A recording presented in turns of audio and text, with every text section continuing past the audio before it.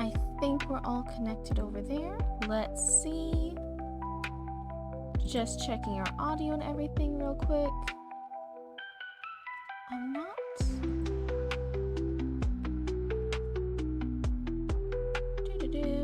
Give us 1 minute while we get everything all set up. Okay, it looks like our session has started. Hopefully the audio will be working soon. I'm gonna go ahead and check with Roots to make sure that the audio is working okay. Testing, testing, testing. How's the audio? Let's see. Alright, I messaged in chat. Eventually, I'm gonna try and get the, a little quiet, but turn it up and you should be good. Mic-wise. That's odd. I haven't messed with the mic settings. Okay, let's look over in here. How's that? Testing, testing, testing. Do-do-do-do-do. Sound noises. Talking, talking, talking. Blabber, blabber, blabber. We're just gonna yap all day.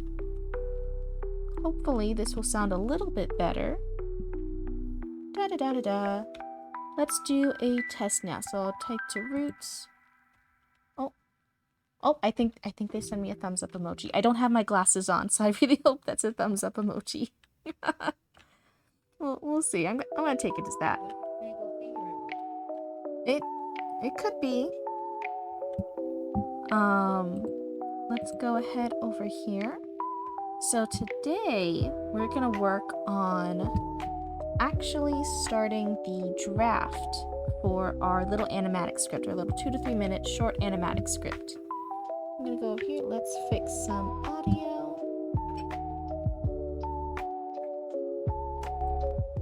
Okay, I think that sounds a little bit better to me. Hopefully you guys can still hear the background music. But I just didn't want it too loud in my ears right now.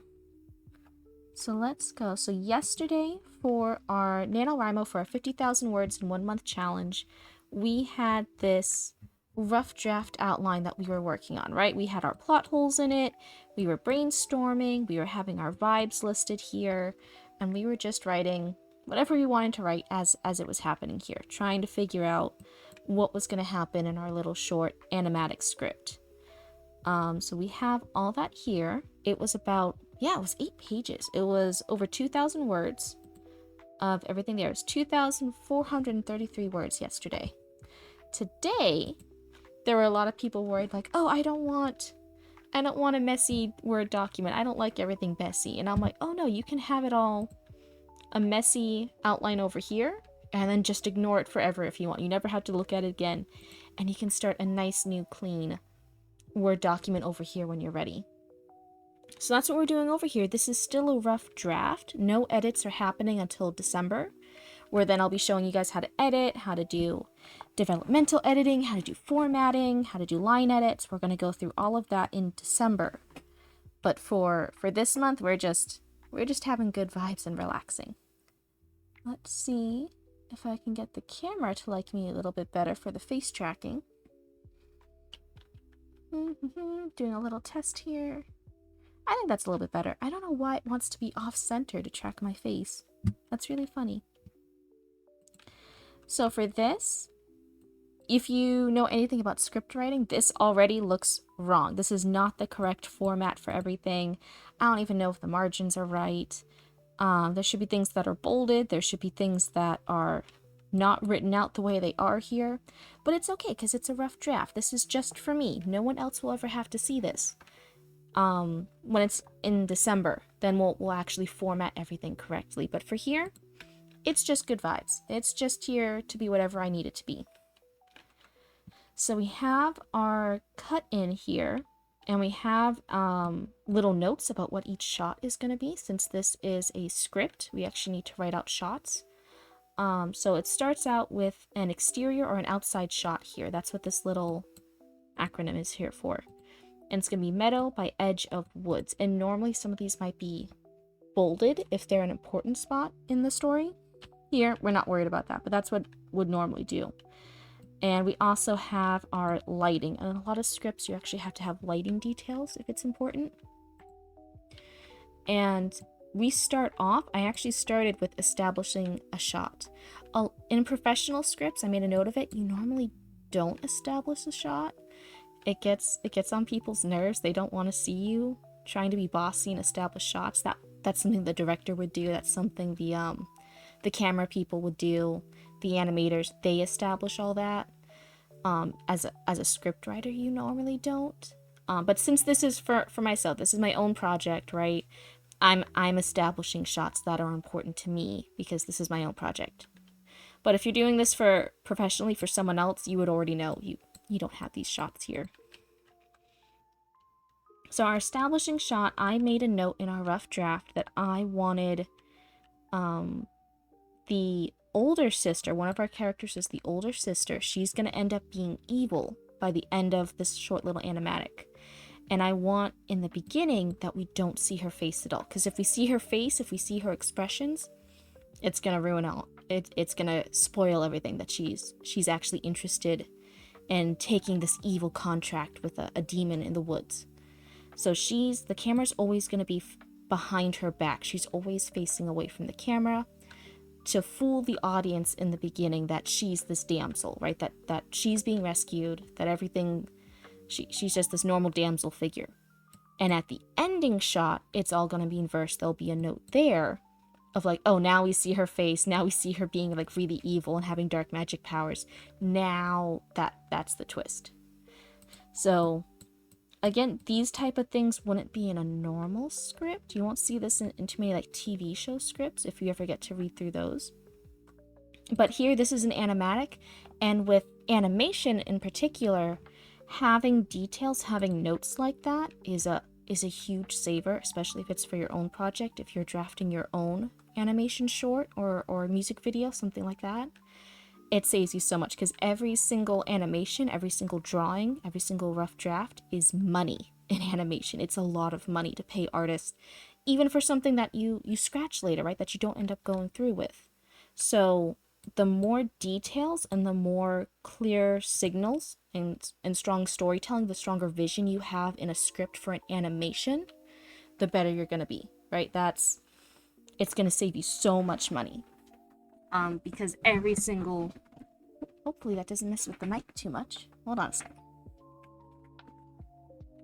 Every single thing for animation, it's all coming out of your budget. In live action, in filming, a director, the stage crew, storyboard artists, they kind of figure out the shots, and they also take extra shots. They film B-rolls, they take things from another angle, they shoot extra scenes they don't need, that will be cut in the different edits. That's why you'll hear like certain directors will have different version edits of a film that wasn't released or that was released. It's because they took that extra footage, because everyone was under contract, they already were paying the money, they're gonna get every single shot and camera angle they can that they think they might need. But for animation, you're paying every single fraction of a second. So an animation script normally has a lot more of these details in it, just to save you money in the long term. So it's a lot more work now, but words are cheap. Drawings are a lot more expensive. So that's why for this animatic script, we're going to have those details. So I have the older sister here. She's going to be 17 to 18 range. She's going to be like a young adult, older teenager. And the younger sister, who's like 10 or younger, right? We talked about in the last stream, we don't want babies too often in film and media unless they're used as a prop, because they can't do a lot. Babies can't do a lot in film. They can't have a lot of actions. Only things happen to babies. Babies don't normally do a lot. So for characters, if you don't see a lot of babies in novels, that's normally why. It's really hard to write them doing things. So the younger sister's gonna be 10 or younger. They're medieval fantasy garb. We're going Studio Ghibli vibes. That's the inspo here. And they're in a meadow, enjoying food, having picnic, living their best Studio Ghibli life. And viewers can see younger sister's face. So the younger sister you can see. She's bright, smiling, happy. She faces away from the wood's edge. But the older sister has her back to the camera, because we made that note. Her face and expression are not seen. Older sister is facing towards the wood's edge, where the beast is lurking in the shadows, watching the siblings. So for scripts, every time you mention a character, they're always going to be all capital letters like this. Sometimes I think they're bolded. I'm not too worried about having this all correctly formatted the first time, but it's a good habit. Everything I do correctly now is a fix I don't have to do later. But if I mess up and I forget to do this, if I forget to capitalize it, if something gets forgotten, I'm not worried about it because all of December we'll be editing this. We'll be formatting it correctly. There's a proper font. There's proper spacing you have to do for a script. There's a lot in the formatting department here that is wrong. And I fully admit that. This does not look professional. But I wrote it right here at the top. This is a rough draft. It's okay for it to look like that. So if that's freaking you out while you're trying to do your rough draft, I wouldn't let you hold you back at all. I would just keep powering through. So we are here. The hag is going to narrate off screen. That's what this acronym means. It's off screen. It's sometimes a voiceover. And I put that note here for anyone who's new to it. But she's going to narrate off screen. And this is where you normally put the full dialogue. For a rough draft, if I'm not picturing the full dialogue correctly, I'm not going to stress about it. I'm just going to put a note here. So the hag's going to narrate off screen that tells info that I pressed space here. The monster, I wrote beast earlier, see. Beast has been here for years without them even knowing. I think for this story, since there's going to be a twist, it's going to end up being the older sibling, the older sister's the monster. I'm going to change beast to monster. That tells info that the monster has been here for years without them even knowing. So that's going to be my note here, and I'm going to have a note. Doesn't specify whether it's the beast or the older sister. Because I don't want that revealed here in the narration, right? I want this to be vague. So with what you're looking at with the monster in the woods and what the hag is narrating, I want the viewers to assume she's talking about the beast. So let's see. After that, I'll have the beast is going to draws closer, open mouth,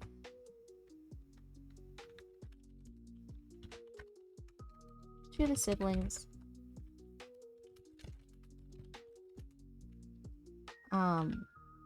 So it's gonna draw closer. It's gonna have an open mouth. It's gonna be intense scene, right? All the words, what we're hearing, what we're seeing, it's gonna imply that this is the monster that we're talking about. So the beast draws closer. It's open mouth to the siblings in the clearing. It doesn't go past the clearing edge. Staying in the shadows. Let's have the younger sister notice it.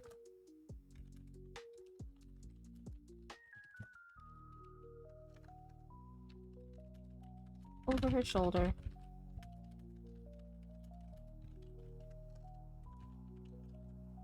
And notices the beast. That's what we're going to have here. The younger sister's going to turn over her shoulder. She's going to see the beast. And it's going to be something dramatic. Because she's a little kid, right? So she's going to fall backwards. Clear, right? Little kid. She's going to see something scary in the woods. She's going to fall back.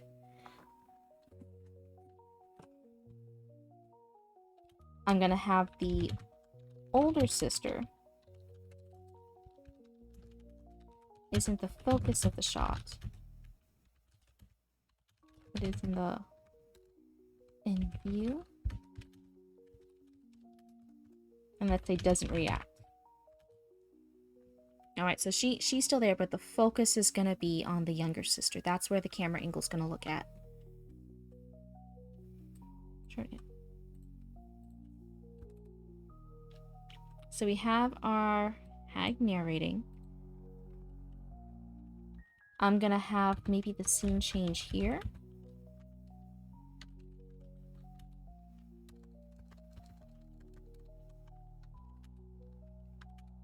And there's proper ways to format it, where it's like you write a cut, you can write a fade in, you can have different notes here for how you want the scene to cut to transition to the next scene. I'm just gonna have a cut here. I think I'm even gonna specify it's a sharp cut. Right, it's an immediate cut to the next scene, and we're gonna have the hag. And we're gonna have her narration continues. She's really talking to Hero. That's what we're gonna have the next scene be. She's continuing her narration. It's actually a conversation with the hero.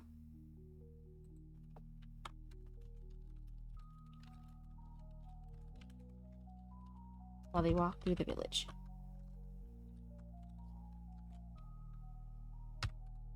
Is that the correct format to do this edit, this scene transition? No. Does it matter for a rough draft? Also no. It's okay to do it this way. Thankfully, the police aren't going to show up and arrest me over my incorrect format right here.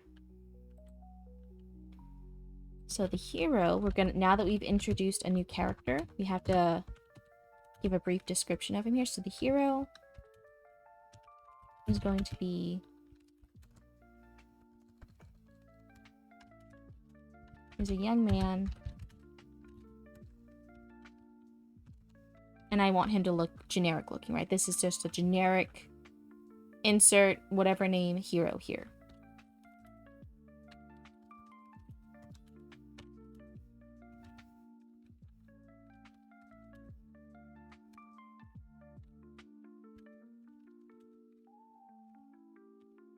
Young 20s age. I don't want him too much older than the older sister.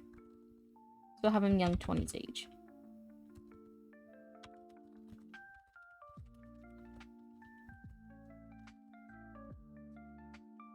Okay, so that is the character introduction there. And you don't like...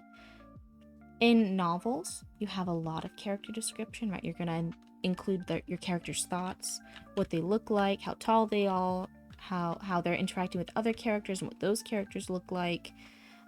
For a script, especially if it's a live action script, if it's a script for actors, you don't include a lot of those details because you don't know what the actors are going to look like, right? You just have the general role description. If it's a child, if it's an older sibling, if it's the mom or it's the dad, what's their general vibe, right? You just make a note or two. You're not going to have the in-depth character descriptions that a novel does. So these little generic things, right? A general age, if they're a man or a woman or a child, that is plenty for a script. You really don't want too much more unless it's plot relevant. Like if you're doing a murder mystery and the main character's sister is a redhead, because later on the murder victim, right, there's a red strand of hair found at the crime scene, then it's really important that the sister has red hair, even if they give her a red wig, right? That's a plot relevant detail. But if it's not plot relevant, you don't need to add it. It doesn't matter. So here, let's see what our next thing. So her narration is going to continue. She's having a conversation with the hero. Our conversation left off telling the info the monster's been here for years, right? Even without them knowing. And we're going to have hag. I'm gonna have her in a complaining voice, right? That she's complaining about things.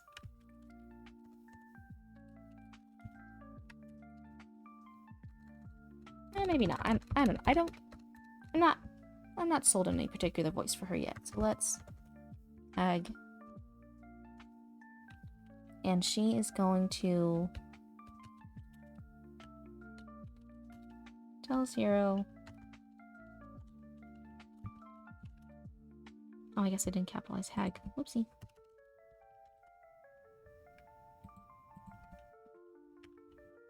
She's gonna tell the hero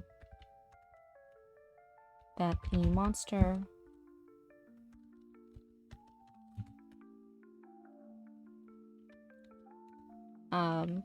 is gonna offer the deal, right? This is where we're gonna learn the info about the deal, the dark contract.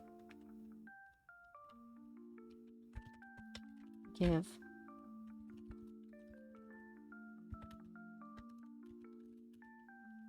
great power. Wait.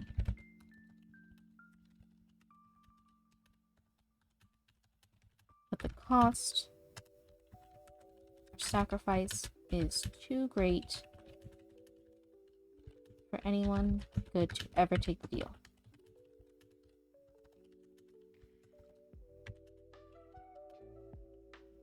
Alright, we're gonna hear the narration of this. There's this dark contract.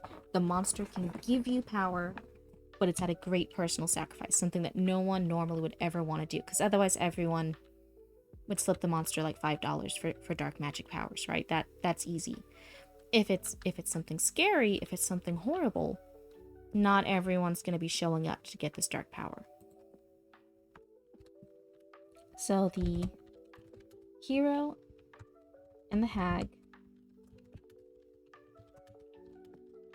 are going to be walking through the village and seeing the domestic scenes in life. Right, this is what they're going to see. They're going to be seeing these, I was talking last stream, the slow Studio Ghibli beats, right? The romanticization, of baking bread, of tanning hides, of working in your shop, of raising families, of chasing after kids. Those slow beats and emphasizing everyday life and romanticizing it, Studio Ghibli does a really good job of it. They take those extra few seconds to show those story beats, to show that aspect of life. And that's why Studio Ghibli is very different compared to a lot of American TV show, because we normally scrap a lot of those unnecessary details. But Studio Ghibli feels very indulgent and romanticized because it shows those details. So here, the hero and the hag, we're going to have the screen time. They're going to be walking through the village and seeing that. They're going to see people in their shops. They're going to see people in their homes and doing all that. And that's going to be the motivation for why the hero's doing this. The hero's here because he's trying to save villages like this. He's trying to preserve those aspects of life. So the hero hag are going to walk through the village, seeing the domestic scenes in life, people in homes, running shops, and raising kids. Right? Baking bread. Is it going to be those exact scenes that I typed out? Probably not, but it's a good shorthand to get the vibe of what I'm talking about, right? This is what they're seeing.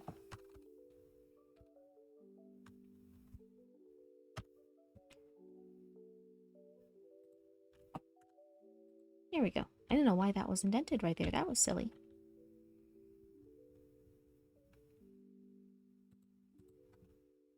So I'm going to make a note here.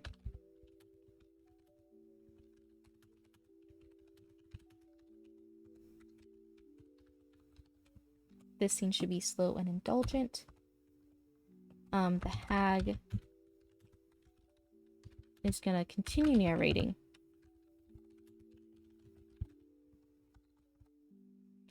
And I'm going to have her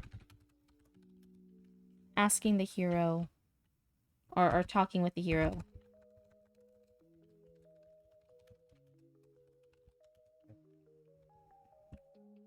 So let's see. For continuing, let's see what the hag has talked about so far. She said the monster's been here for years, even without them knowing. We have the monster can give great power in a contract, but the sacrifice is too great. Nobody good would ever do it. Only bad people would do this deal. And then she is talking with the hero while they're looking through the houses. And let's say that she's going to thank the hero, and we're going to emphasize the concept of sacrifices again, right? He's doing this scary, dangerous job for them. He's possibly sacrificing himself to fight this monster. So, talking with the hero, she's going to thank the hero for risking his life at a terrible sacrifice to defeat the monster. Right, that's so that way both there's going to be this idea of sacrifice in both, right? You can sacrifice something to the monster and get cool dark powers, right? Be really badass. Or you can be the hero. The hero's possibly sacrificing himself. He's risking himself to try and defeat the monster here. I'm going to cut the scene.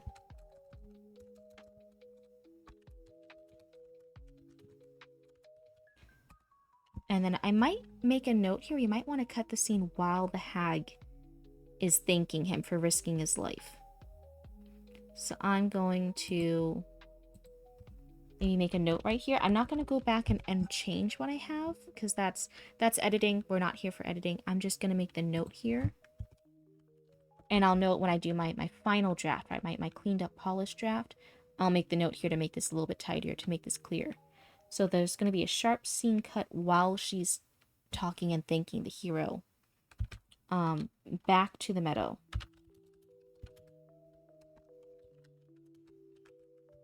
Another scene with the siblings. And her voice is going to become a off-screen voice.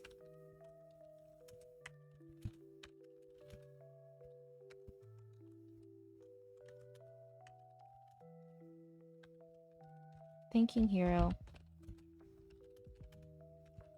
While the girls are pulled away from the monster.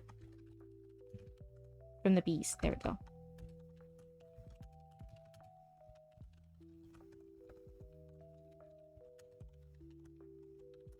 By their mother. And since that is technically a new character, even though she won't have dialogue, that's still an important character. I'll capitalize her name here. She's a character. The mother's there. Some of the other, like, general villagers, it's not really important to the plot which villagers I show in that little montage. Just the fact that they're, you know, like little Studio Ghibli villagers. That's all. But the mother's important. She's gonna pull her daughters away from the wood edge, right? She's saving her daughters. So she is, we'll describe the scene.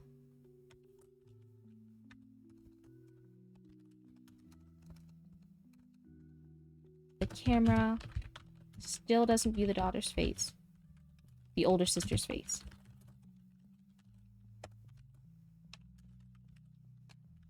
Right, we're still not seeing that because that will spoil the bit, right? That we'll realize, hey, wait, this girl did the whatever the evil contract is. She got the dark powers from the monster. So the camera still doesn't view the older sister's face, but she and younger sister are pulled away by mother, walking and yanking them with her. Obvious fear of the beast. We'll have the beast remains focused on the girls.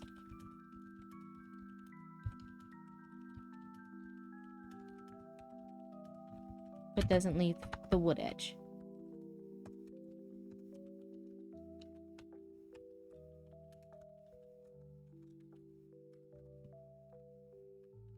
And here, if we go back to my messy rough draft outline, I was going back and forth between whether or not the men in the village should have a little scene here where they go in and try and fight the monster and they all die. And during that montage scene with the hero, you don't see any of the men of the village because they're all dead. I think I still like that. I was going back and forth with it, but I think I like that tidbit. So I think I'm going to make that note here. No adult men are seen during that montage scene of the daily life in the village, right? That Studio Ghibli aspect. And here, I think the men at the village appear and go towards the monster. Right, they're gonna have pitchforks, they're gonna have torches, they're gonna have fire. They are going towards the beast in the woods.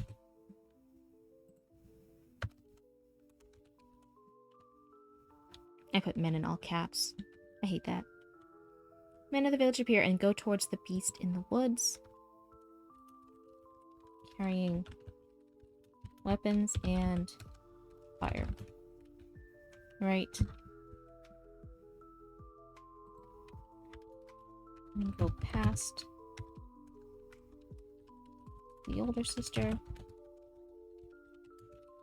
younger sister, and mother.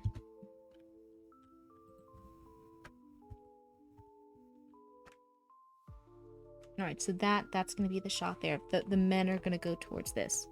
So, if we want to continue with the narration of the hag throughout this whole little short, right, it's only going to really be the hag talking. We're not going to hear the audio of any other characters. We're going to have the hag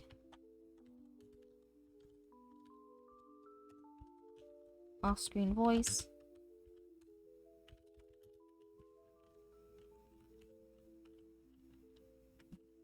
And I think since she just was thanking the hero for risking his life to defeat the monster, I think... Oh! I have an ad playing right now. That's crazy. Let me go to the right screen. There we go. Hopefully that's a little bit better now.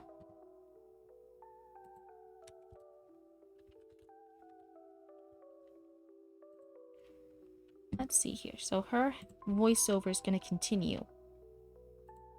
And I think while we see that shot of the men going into the forest, we're going to hear the hag telling the hero.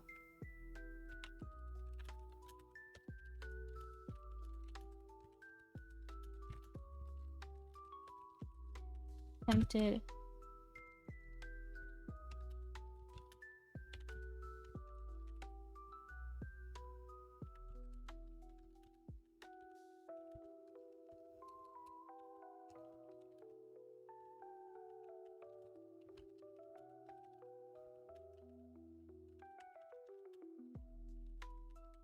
Okay, so we have the hags telling the hero off screen that the men of the village attempted to fight the monster, but such evil always gets revenge tenfold, threefold, whatever little cool thing she wants to say there, explaining that whatever happened, the men did not make it. We're gonna have the scene cut back to hag and hero. They are leaving edge of the village and going up stairs to the meadow.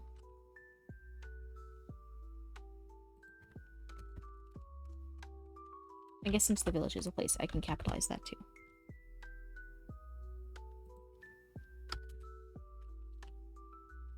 So act as hero.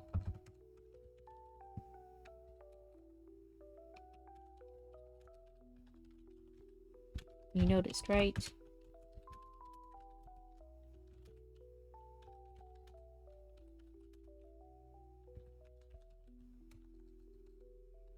So she's gonna say, you noticed, right? All the men are gone.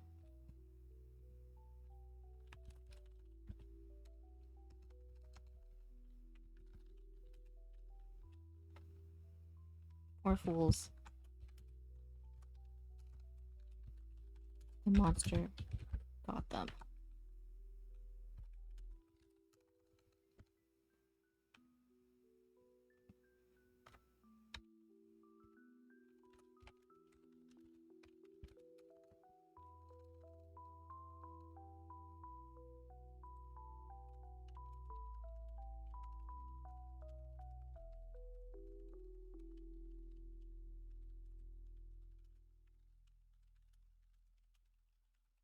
It's not really stairs. I guess it's steps. Like little wooden steps up the mount. There we are. So they're going to stop at the bottom of the steps. They're going to turn around, looking back at the village, right? At this idyllic life where the men are all dead. And the hag's going to mention to the hero, you noticed, right? All the men are gone. Poor fools, right? She's going to be like this old hag lady, right? She's going to have funny dialogue like that. And she's going to tell him the monster got them. So at this point, we still have the belief that it's that creature we're seeing at the edge of the woods. That's what got everyone in the village. And that this is happening at the same time. Because the lighting's the same. We're going to assume these are simultaneous events. We're going to have the scene cut again to the mother and older sister and younger sister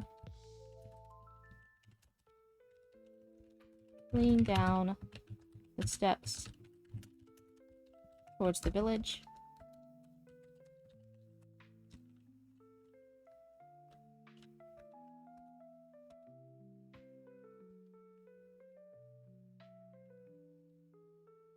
And then I'm not quite sure if there should be dialogue for that scene. It's gonna be really quick.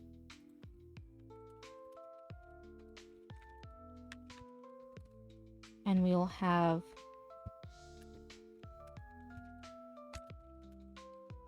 the hero and hag going up the steps. And it seems like they should be meeting in the middle. Like they should run into each other.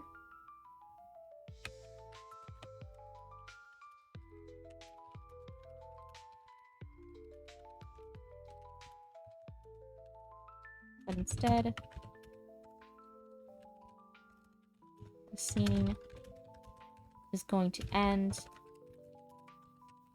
with the hero making it to the top of the steps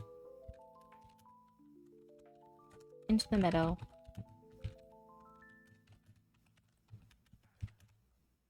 where he sees the following. We're going to have the younger sister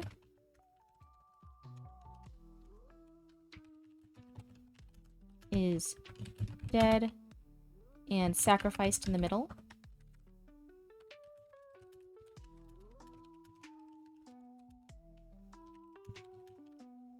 There are the dead men of the village.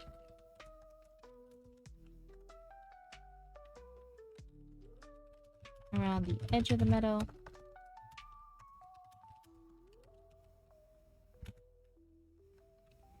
And the older sister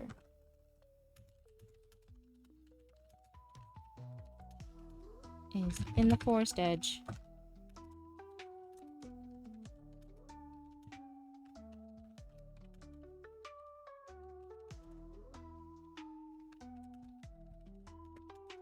And looking at Hero from the shadows.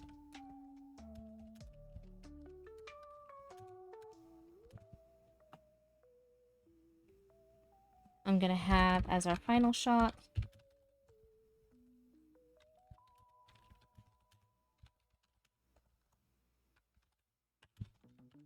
is behind the hero. He's pulling his sword out. Or whatever cool weapon we give him, right? Like whatever cool fantasy weapon he has.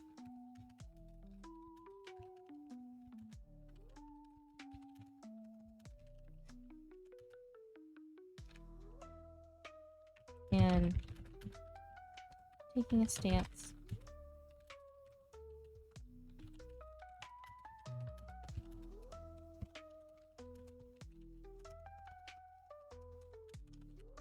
The evil older sister.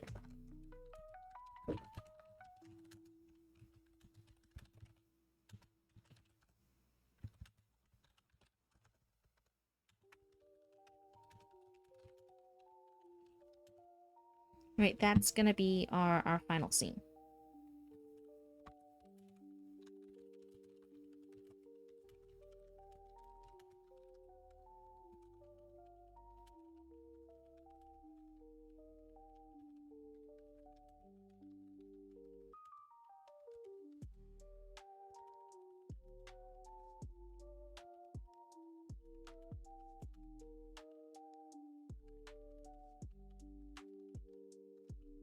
Right, so we're gonna have an ending shot. The hero's gonna be facing her. Our camera's gonna be behind the hero.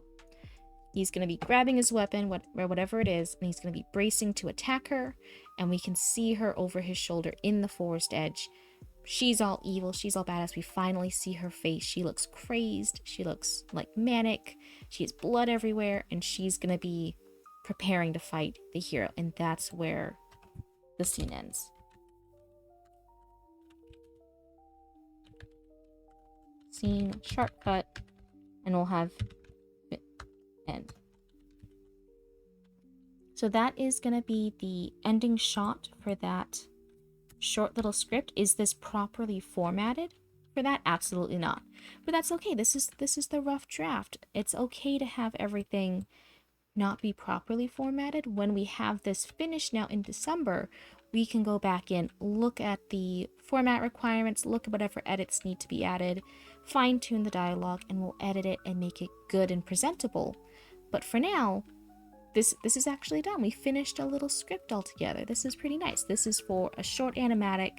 I put an idea like it shouldn't be more than 2 or 3 minutes. I think 3 minutes is even too long. I would say that we could do this in 2 minutes or less here. This is a really short little script of like a cool scene.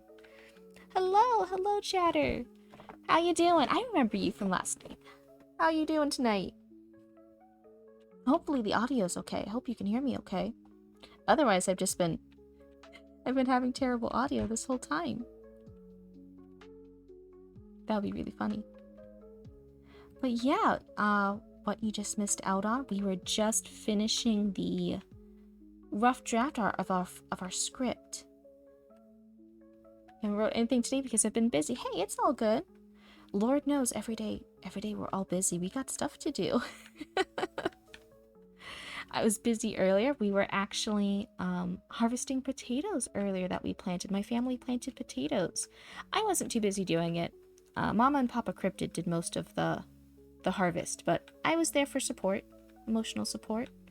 I put all the bad stuff in the compost heap. I helped. But it was really cool today. It was really fun. So our final rough draft of this of the script is 3 pages here, right? We have 3 pages of it. It might be shorter or longer in the final cut when we format it correctly. Proper format can make this physically take up more spacing. If it was to be sent to somebody else, if I was sending the script to somebody else, a lot of this stuff would actually be cut because again, we don't want the establishing shots. You normally don't have establishing shots in a script that you're giving to somebody else. Directors will be very annoyed at you if you try to establish too many shots that you want. That's what they do. They don't want you doing that. They want to do that. But if you look at our messy rough draft in our outline where we kept going over our plot holes, figuring things out, writing down our ideas and the vibes and what was happening, this was 8 pages. This was 8 pages of just messy thoughts on the page, stream of consciousness. What are we doing? Why are we making those choices? What will the characters be? What's happening? It was 8 pages of content just to get the final 3-page rough draft script, which is only going to cover like 2 minutes max. 2 minutes max of an animatic. So there's a lot of work into writing a script for every minute of film. Every minute of animation is plotted out well in advance. And this is kind of the work, the amount of content you need for every single shot, for every single scene you see in animation. So if this is the type of thing you might be interested in trying instead, you know, if I know NaNoWriMo, a lot of us are writing novels, we're all writing our short stories, we're all writing our fanfics, right? We're all getting excited for that stuff. But if you wanted a short little project to get back into the writing swing, try to do something a little shorter, try to do a smaller project. Sometimes we get really big projects. This is a really nice way of being able to say, hey, I did something. I finished a whole project. And you get that dopamine, that serotonin after just a few pages, right? And this will be our finished thing in December. We'll actually be going through, I'll be doing the editing, we'll be doing the formatting, we'll be talking about all that. But for the rest of November, right, because I still have to do my 50,000 words, we'll be doing the rough drafts of short stories, of a longer story, right? We'll be doing rough drafts of other things too throughout this month. But for yesterday and today, we did our rough draft of a short little animatic. I'm really happy. I'm really excited that we got this done. I think it's a lot of cool work that we did here. Let's see what the word count ended up being. Okay, here. So this, just the 3 pages, because of the spacing of a script, was actually a lot less words than yesterday. Yesterday, we ended with over, if I look at it, let's look here. Tools. Word count. Okay. 2,433 words yesterday. That was our word count yesterday. Today, we didn't even reach 1,000. Today, it's so far 714 words for our rough draft script of an animatic.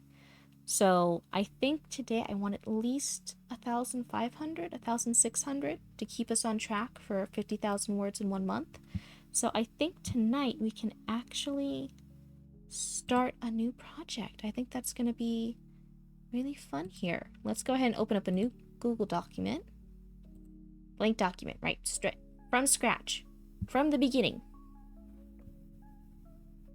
So we have our, I'm not sure if you can see the titles of stuff in the recording right now in our stream, but I have our first 8 pages of word vomit. It's titled Messy Rough Draft Outline, Don't Look, and I really encourage, it's okay to have messy documents you don't ever show anyone. Our script draft, right, the 3 pages, is an entirely separate document. It looks nicer, it looks better. The final draft will have its own nicer one that will actually show people. Here, this is another new blank document, and it's going to be, let's see, I'm going to rename it Super Messy Draft. Right.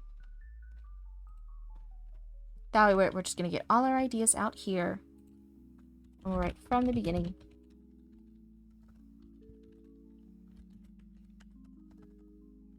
Super Messy Draft of a new project. Do I know what that new project is yet? Nope. We're going to figure it out here. So our last one was a short animatic script. We can either do, let's see here, project ideas. Longer script,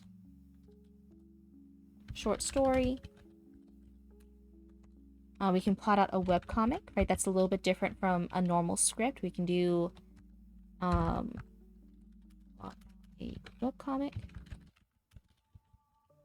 We can also plot out a novel. If I can spell the word novel, that would be great today. But we do have our completed project.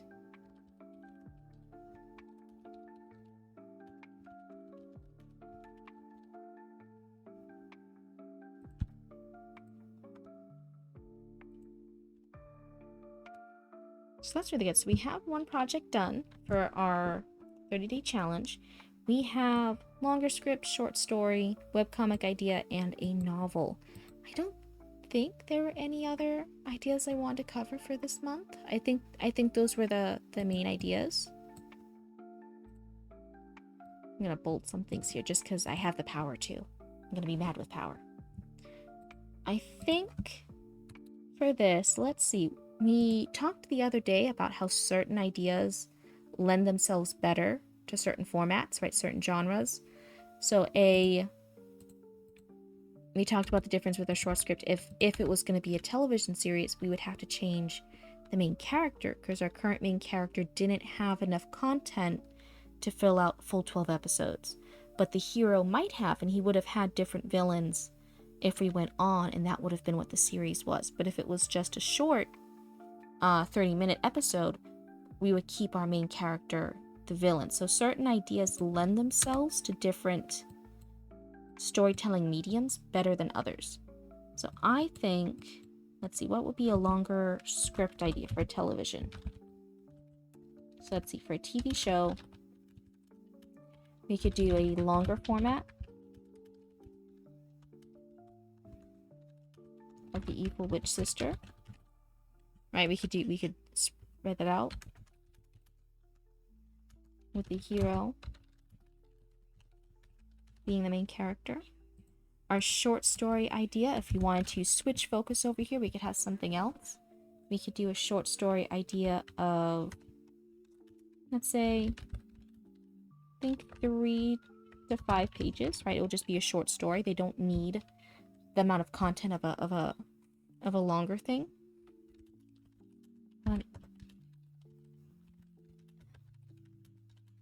We got our plot device. We can do that instead.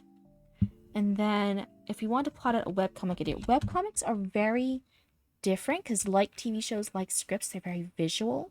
But unlike TV shows, you can still have a lot of the word descriptions, a lot of the details that TV shows sometimes miss out on. You can still portray that. You can even have certain cool devices like animations. If it's an online webcomic, you can have animations in your pages that have really cool spooky details to them. Webcomics are very good for exaggerated details and emotions of the people in it. So if your characters do kind of silly, cartoonish, outlandish things. Hey, Roots, what's up? Is something crazy happening? Is my audio bad? Please don't tell me my audio is bad. I've been streaming for almost an hour. Don't tell me the audio is bad now. That would be so embarrassing. But a webcomic idea is very good for visual, not physical, visual storytelling.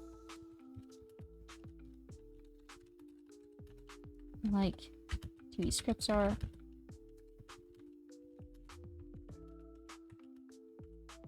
We can do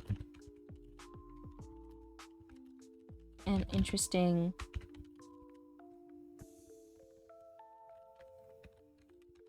tricks. I had the example. You're good, just done raiding. Oh, good job, good job. I hope your raid was good with your friends. I'm sorry I was bugging you earlier. I just wanted to start the stream. I was trying to make sure everything was working good. So a webcomic, if it's online, some of those shots could have animation details in it.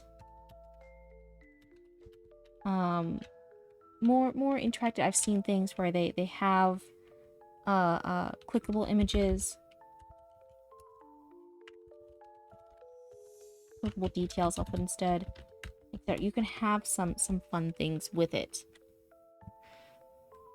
And then novel, unless it's a graphic novel.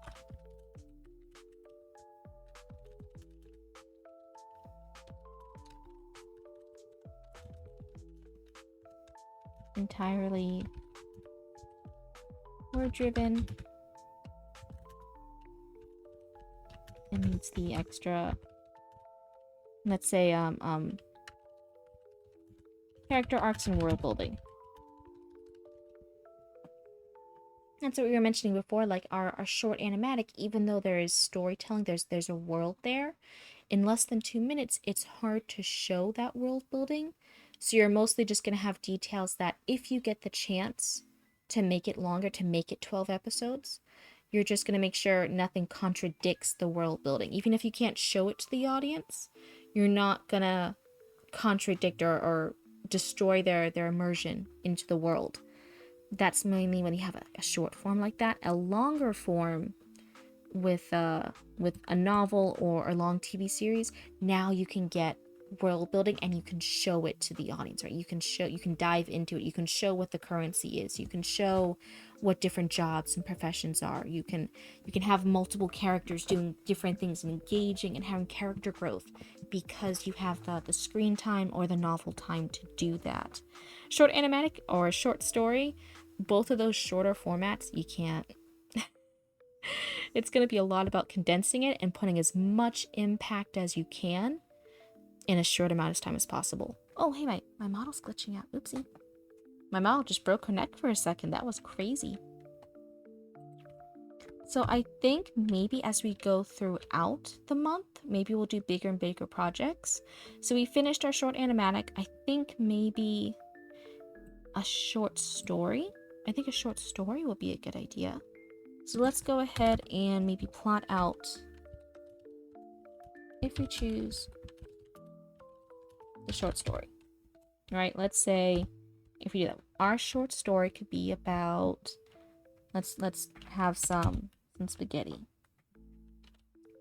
It could be, if we want to do the same theme, it could be about our current story with the evil sister, which, and maybe it could be something interesting instead. Maybe the short story is from the perspective of her demonic familiar.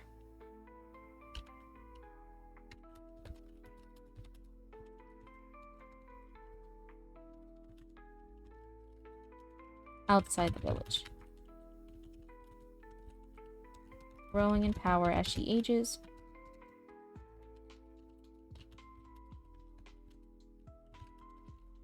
And trying to lure her to fulfill the dark contract and sacrifice her younger sister, right? That might be what a short story would be. We can do an interesting point of view with that because we can have the words to and the novel time to delve into that, to have that creative angle. But it's still short enough we don't have to commit to that as an entire point of view like we would if it was the longer TV series, if it was a longer season, if it was a longer novel.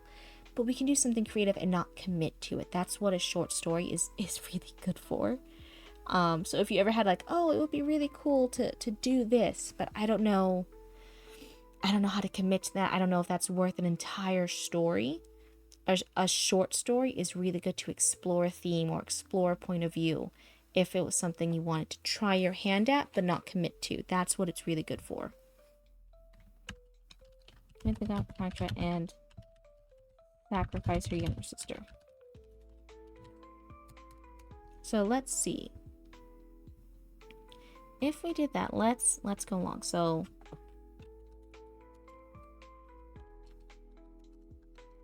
I think since I don't have any others, let's just pretend. Like, again, we can always go back and change it later. I'm a very big proponent of the rough draft. We can go back and change anything we want while it's still in the rough draft phase. So let's just go ahead and assume this is what we're doing and see where it takes us, right? We're gonna do point of view of the demonic familiar. And let's say he's always trapped in the edge of the woods.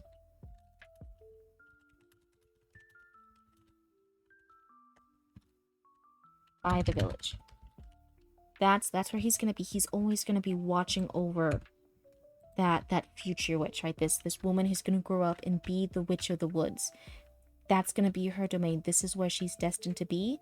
But until she fulfills that contract, he's stuck here just waiting for her to accept her powers. Until the older sister accepts her and becomes the witch of the woods.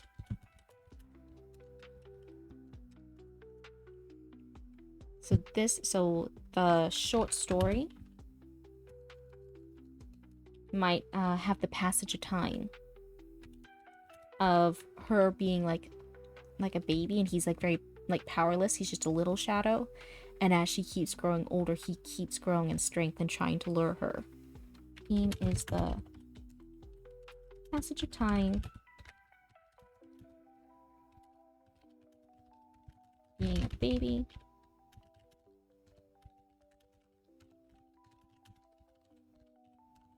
being a powerless shadow, shade to her, growing older and older, and him growing in power.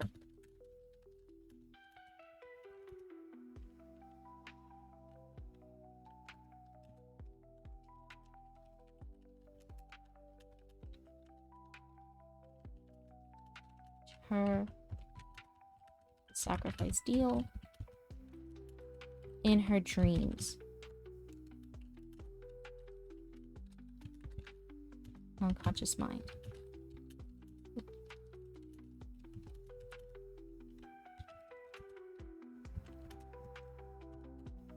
So that's what he's as she keeps growing older, as he gains power, he's going to be doing more and more methods to try and get her to do this sacrifice.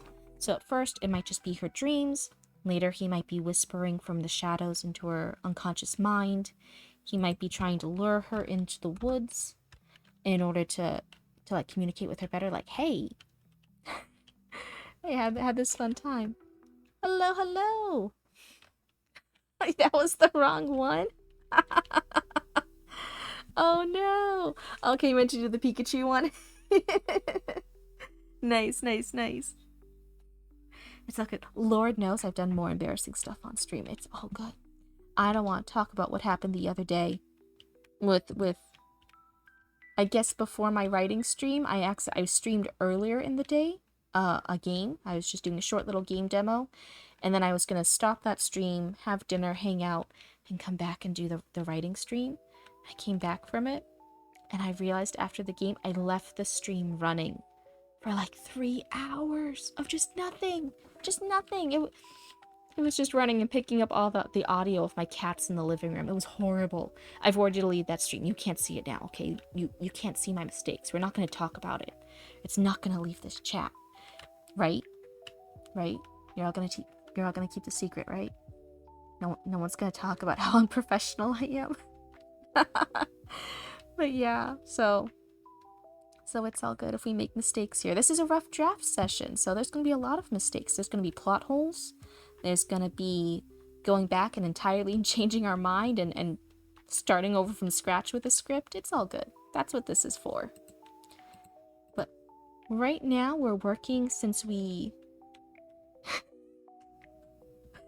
Roots is calling me out in the chat? In my chat? I don't want to talk about it. Immediately starts talking about it. Listen.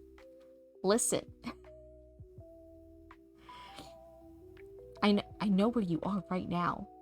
For those who don't know, Nippone is Roots. That's my sibling. We are in the same house. They are down the hall from me. So that is an actual threat I can use. I know exactly where you are in this house. I can get you whenever I want.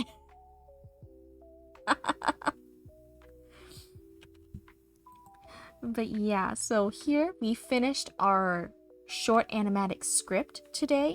So we worked on it yesterday and today. It's finished earlier on in the stream. We have it right here. There we go, I switched over. This is the short animatic script. So we did finish that. It's not properly formatted or anything, but all of December is going to be editing and formatting it and doing those edits. And I'll walk you guys through that too if you're interested. But here, now that we finished that, we still have so many thousands of words left to do for all of November. So we're starting on a brand new project. We're going to start on a short story. And right now we're plotting out some themes, some vibes, some things we want to do in that short story. I'm currently writing a script for a TV series based on D&D, but without the copyright. That would get me sued. Hey, follow your dreams. So many things get officially made. Like the Hannibal TV series that I love so much, right? That's based off the books, but they're like, hey, what if we made it gay fan fiction instead? What else? A lot of Sherlock Holmes spin-offs, a lot of media. As long as you make it original enough, you actually can get the rights to it, and you can do your own thing. So that's why you see a lot of books that were fan fictions now getting published, as long as they change the names around enough. Wait, what? the Hannibal became what? Yeah, in the original book, in the Hannibal books, right? In the dragon books, all that stuff. It does not have the Will Graham character and their character arcs that they have in the Hannibal TV series, right? It's not in the movies, it's not in the books. They did a TV series, and that is very... If you ever want to see a freak for freak relationship, of two men who are terrible to each other but still end up kind of together. That's what that TV show is about. And it's with Hannibal. That's an official thing. It is officially called Hannibal. It's they do a lot of fucked up shit in that show, not gonna lie. This takes eating people to a different... Yeah, Hannibal even, like... I mean, spoilers, you know, like... kills their own daughter, their adopted daughter together, and makes him think he ate her when he didn't. It was crazy. They do a lot of fucked up shit in that show. Every episode was just, Brian Fuller, the writer, the creator, just trying to figure out new fucked up shit to do. And he did it great. It's a really great show. If you ever want to watch it, I highly recommend it. But yeah, Hannibal is all over Will Graham in that show. I thought Jason was evil. Thankfully, don't kill kids. Yeah. No. Hannibal TV series, it's a great TV series. So, and that really made me feel like, oh yeah, if you like something and you want to do your own spin on it, you know, if you want to make Hannibal gay and have an adopted child that he murders because he thought his gay murder husband didn't like him, you can do that. That could have just been Brian Fuller's fanfic, but no, he pursued a dream, and it's become an award-winning show, and it's a cult favorite, right? Everyone loves that show. So you too, you can go follow your dreams. I mean, there's Bates Motel, but that probably doesn't count. Why wouldn't it count? Why wouldn't you count? Go ahead, follow your dreams. There's going to be some other future D&D nerds in the future, and they're going to be like, man, I really wish I could make D&D TV shows and D&D movies and all these different things. And then guess what? That could be the next Critical Role. That could be the next Mighty Nine TV series, right? They didn't start that thinking it would one day become a real thing. And now it is. You got to have confidence in yourself. You got to have fun first and do your rough drafts, and then you have to have confidence. That's the road. That's how they all did it. I have full faith in you. But yeah, what was I saying beforehand? Now I got off topic trying to encourage people to do official fan fiction. Oh yeah, we are going through a short story since we finished our script earlier. Thanks for reading it. No, it's all good. It's all good. So here we have, I really encourage people just to have a document here. So this is our rough draft document for our earlier animatic, and it's 8 pages of just me thinking things through, of me discovering plot holes, of me having ideas in the middle of a scene and writing it out anyway, and just going through all that, and it's okay. And then look at that. Then I have a nicer document where all my ideas are more cohesively put together, right, waiting to be edited. So here, this is going to be a super messy draft, and it's okay. And if I think a lot of people are worried about having messy drafts, messy documents, but I really encourage it. I think when you want it to be tidier, you can make a new document afterwards, but it's so important just to get your thoughts down, just to work through it on paper or on a Google Doc as we are here. And that's what's really going to help you work through problems. If you just keep waiting to write everything perfectly, it's always going to be stuck in your head. You're never going to write anything down. So here we have our short story, and it's going to be about this demonic familiar of a future evil witch, right? When the evil witch is born, they're destined to be an evil witch in this world, and they're demonic little familiars there, and it's created with them. Oh my god, I realized you're writing on Google Docs, so am I. Yeah, it was... Normally, I like writing a lot on pen and paper, actually. I like filling out journals, but I thought that would be really difficult to stream that and show that process, and I thought it would be easier for viewers to actually see a Google Doc, and have that for everyone to see and understand and read a bit better. So this is what it is here. But again, if you're not live streaming it to people like I am, it's whatever's most comfortable to you. Oh, is that your first time smiting somebody? Is that your very first time using your mod powers? Are you an all grown up mod? Are you all grown up now, Roots? This is a historic moment. Very first time. Oh, geez, you must be really good. I never noticed the first time. Geez. You earned yourself a Cheez-It? Yeah. We still have Halloween candy. You earned yourself some Halloween candy. Yeah. So we had this idea that there's this dark familiar, right? And he's created, but he's really weak and powerless. At the same time, this future dark witch is born. And he's going to be trapped at the edge of the woods because she's one day going to grow up and be the witch of the woods, right? So he's stuck in that area and he's always looking at the village as she grows. And as she gets older, he's going to get more powerful. He's going to try and tempt her to do this dark contract, to do this sacrifice, to become her witchy self, to gain her dark powers and become the witch of the woods. Every smite is a cheese. I'm a smite. Don't smite everybody. Oh, thank you for the follow. I appreciate it. I didn't know smiting people got you followers. Maybe we should do that more often. Maybe not everybody, but maybe we should do that a little more often. If anybody wants to be smited, just let us know. Okay, Roots is ready. Roots is always ready. What is it saying? So he's gonna have, as he gets more powerful, more methods that he's gonna try and lure her to sacrifice her younger sister. That's gonna be the great big sacrifice she has to do to get her powers. Oh no. I don't know if I can do all that. I don't think I have influence on anybody else. I only have influence on what happens in this chat room. And even then, I don't know if I have influence. I think it's all mostly Roots, who's Nipbone in the stream. Honestly, Roots could accidentally delete somebody and I would never know. I would never know. They have a lot of power. You guys should be really nice to Nipbone. Because whatever they do, I don't have a handle on it. I don't know what they do. Let's see here. So our plot then, we have our themes now, right? We're having this demonic figure. It's his point of view.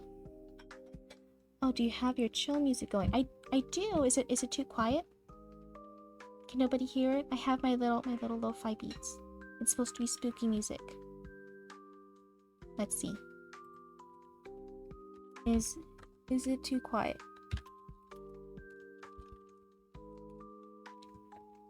Can anyone... Let's see, chat. Can anyone hear my spooky lo-fi beats? Okay. I might have turned it down a little bit earlier, so let's go ahead and turn that up. I think it's on my other screen. One moment. I am a very professional streamer. Very professional streamer. Let's go back, maybe. Okay. Let's do that. Somebody says they can hear it. Roots says they don't. Roots, why is it always you with the audio issues? Why do you always scare me? I don't understand. Okay, see, now it's a bit loud. See, Roots, it's all your fault. Let's turn this back down.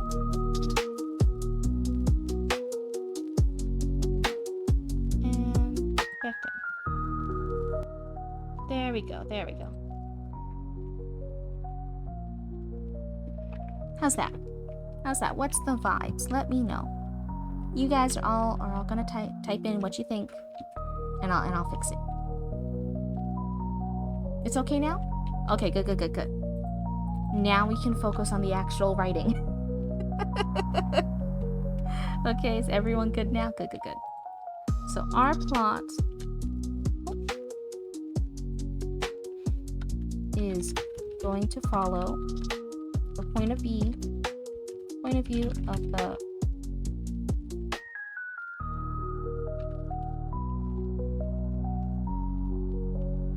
right, we know it's going to be that. Starting scenes will probably be, and he's a little baby shade, right? He's super little because the witch is going to be a little baby too, right? When he's a little baby shade, the witch is just born. Waiting for her to grow up. So I had that as my starting scenes. That's the vibe I want to have. I don't have an exact opening scene yet. We're just talking about vibes. We're talking about the general flow of stuff. We're gonna have the middle of our short story. And he's gonna be an older scene. We'll probably have the witch, like a young girl. Like let's say 10. 10's a good age.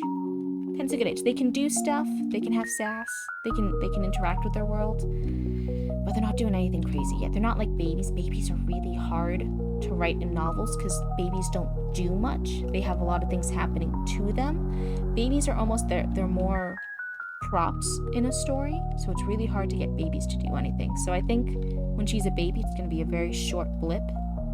It's going to be mostly as she's a child that we're going to focus this on. So the middle scenes, I actually don't like this. This is bothering me. Hold on.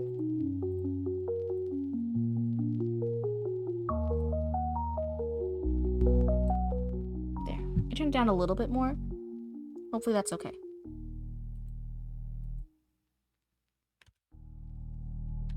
So the middle scenes, the witch is going to be older. Around 10 or so. Same age the younger sister will be sacrificed at.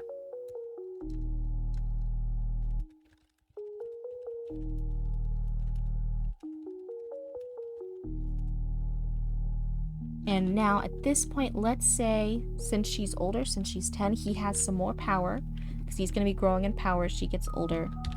He has more power. He's going to be haunting her dreams, trying to tell her to kill her new baby sister.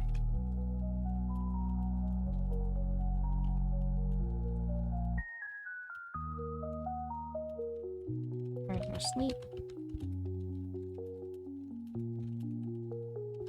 Murdering her younger sister. Right? Okay, so we have, that's going to be the middle bit right here. That's going to be his power. Let's say a later middle scene. I'm not going to commit to it being the end yet, right? We're not committed to anything yet. This is all just loosey-goosey. Let's have a later middle scene. She's a younger teenager. He has more powers. Now, let's say he's whispering to her from the woods. She can hear these whispers, these thoughts coming from the edge of the woods, right?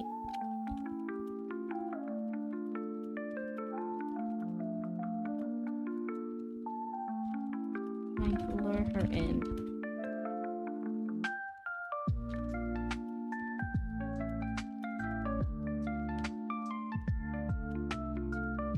So the villagers still don't realize anything that's happening because in the end, the real monster is going to be this older sister after she kills the younger one, right? To do this dark contract, to become a witch.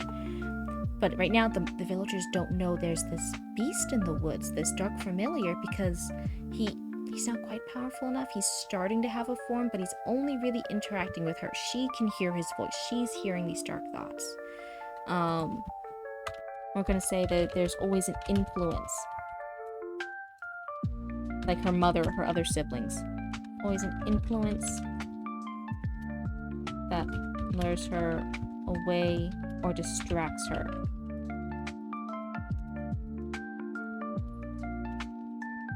So like her mother calling her back, the siblings asking her what she's looking at, people aren't like, what? Why is she looking at the woods? What's going on? We don't see anything. That's going to be distracting her and making her think she's crazy, right? She's not going to listen to this demonic familiar. And I think this short story is going to end, right? The little plot, the resolution to it, it might end when she finally enters the woods when she's alone. She's gonna interact with this demonic familiar and get ready to sacrifice her younger sister, right? She's gonna commit to it. She's gonna hear it out. She's gonna believe it's real. She's gonna commit to it.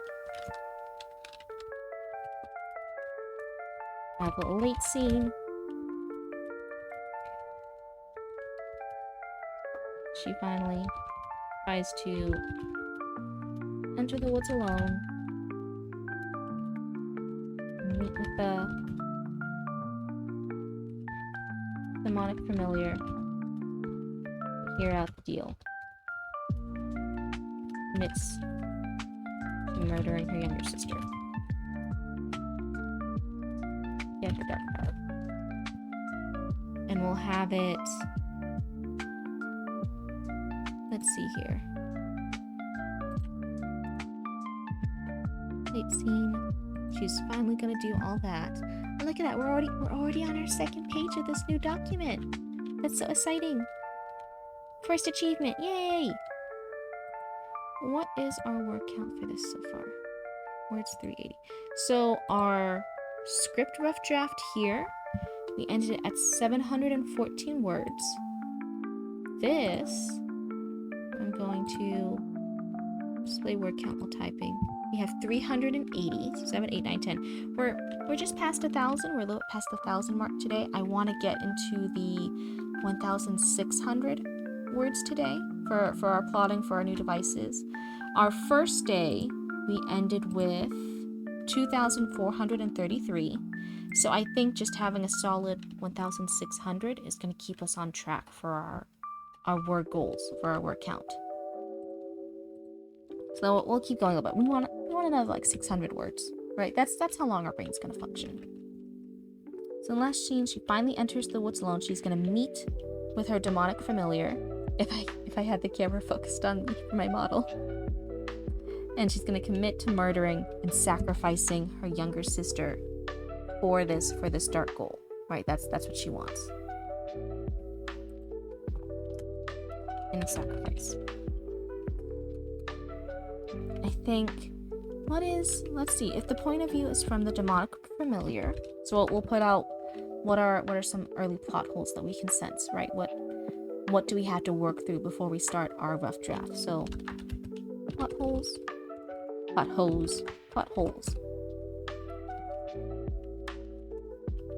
What sustains the demonic familiar?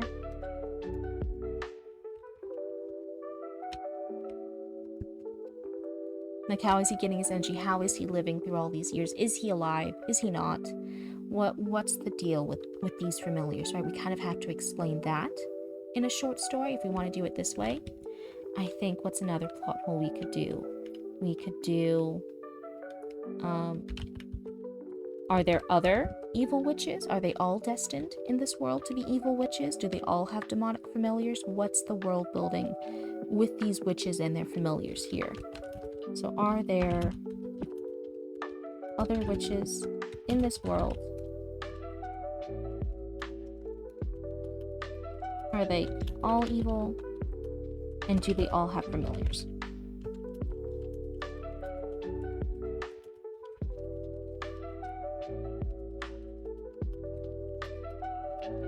Do they all need to sacrifice something? Right, that's if we're doing this as a short story rather than our short animatic where we're just showing cool scenes. This is now the lengths of world building. We have to kind of answer because we're gonna follow the point of view of this character, so he would know this kind of stuff. He's gonna be familiar with the world of witches and their familiars and how this relationship works.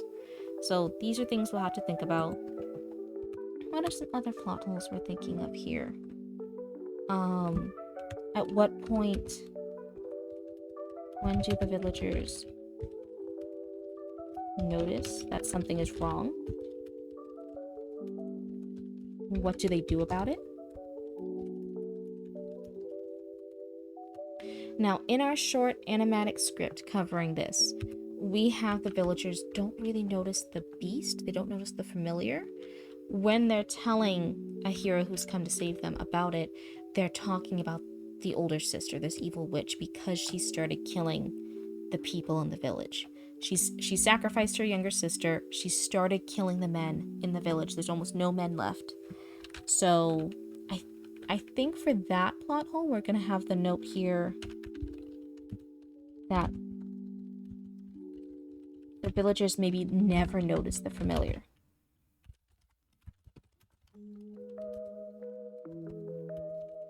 Until he's already fully grown. Right before. Oh my god, was my model freaking out? My bad. I think I was leaning too far to one side. So they do not notice this demonic familiar in the woods until he's already fully grown, until she's promised, like, yeah, I'm gonna sacrifice my younger sister for these powers. That sounds like a good trade-off. She stole my last piece of bread. I'm mad. I'm gonna kill her later tonight. Right? That's when the villagers notice this, but then it's too late because she's already going to do her dark stuff. She's going to start a murder spree right before she sacrifices you and your sister that day. Right, so that's going to be our timeline, and we didn't establish that in our animatic, right? Because it wasn't covered. It didn't need to be covered in less than 2 minutes. But now that we have this more fleshed out world, now that we're diving into it, now it's something we had to figure out, like, okay, what is the actual timeline here? What are the rules between the witches and their familiars? We had to start thinking of this. So let's think of the rules for this world. And we'll also put world building. So I think to answer some of our earlier questions, I think there are other witches in this world. I think they're rare.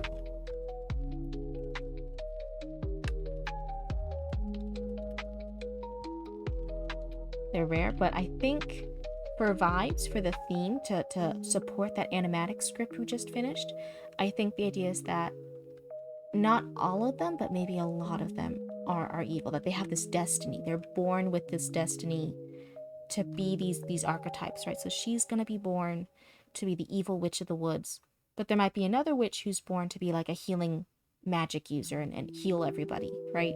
So they're all going to have these destinies, and it might be that the heroes just now go around killing all of them, right? Because they don't know, like, hey, is this witch gonna heal people, or is she gonna murder everybody?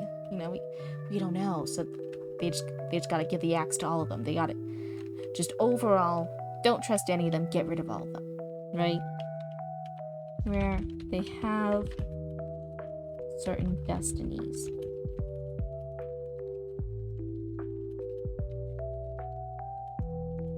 Let's see.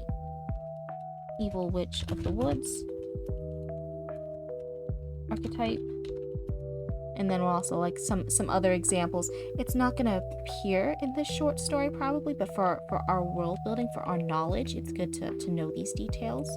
That way, if we do other forms of media, it doesn't contradict it later on. So there's going to be an evil witch of the woods archetype. They'll be healing that witches.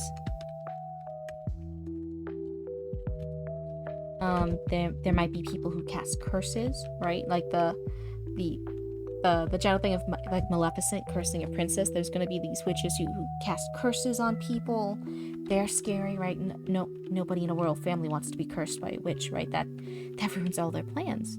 So that I think it's dangerous to have these magic users in this world. Let's see. Can I talk without snapping my model's neck? Let's see. Let's do a little test here. That's pretty good. I'm moving. I'm not breaking my neck. That's a good start. So they have certain destinies, healing witches,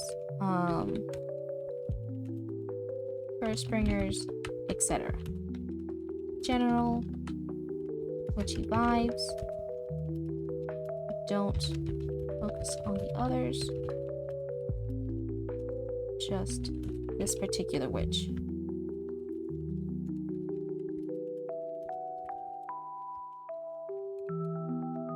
Okay, so that's who the story is going to focus on. It's going to be her familiar. So that answers one of our plot holes or one of our world building questions. Are there other witches in the world? Are they all evil? No, but they're all pretty dangerous. Nobody wants these people here. They're scary. You don't want to get cursed. You don't want to get murdered or sacrificed. Do they all have demonic familiars? Right? I think witches and familiars, that kind of works together. That's a vibe, that's a theme. So I think for now, the general thought is going to be that they do. It's not going to be a focus on the others, but we can proceed with the level of story we have now, just assuming they all do. Familiars maybe are the general vibe of whatever type of witch they be, right? So since she's going to be this murderous witch of the woods, she has a very scary monstrous beast familiar. He's very demonic looking. If you're a little healing witch, maybe you have a live plant that gives you healing stuff. If you have a cursed springer, you might have the raven, like Maleficent, right? You're going to have these familiars that correlate to the destiny they have. So for her, she's going to murder people. She's going to be evil. She's going to be sacrificing people left and right. She's going to have this scary demonic beast. Correlate their destinies are.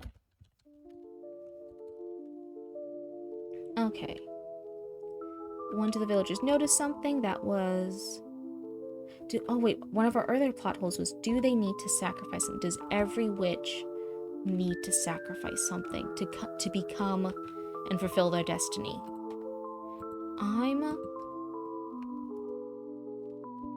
Do they all need to sacrifice something?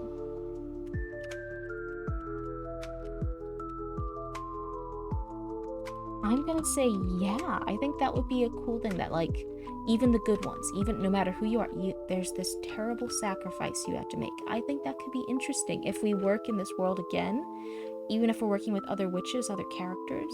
That could be a cool topic to delve into. What do the others have to sacrifice to fulfill their destinies? That could be really cool.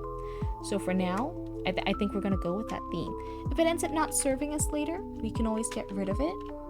But for now, I think it's a really cool train of thought.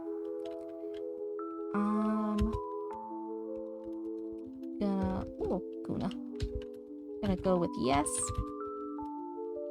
But the sacrifices are different.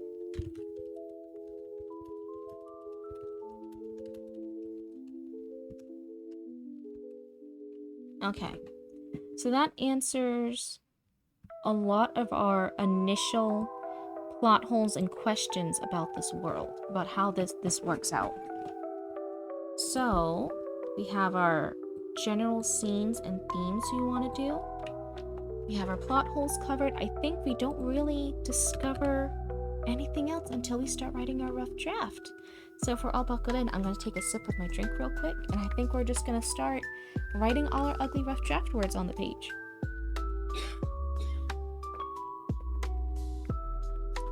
I really hope you can't hear me chugging my drink. That would be so embarrassing.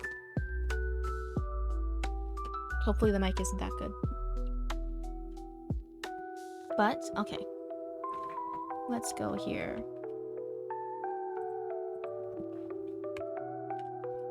Rough draft. Let's go.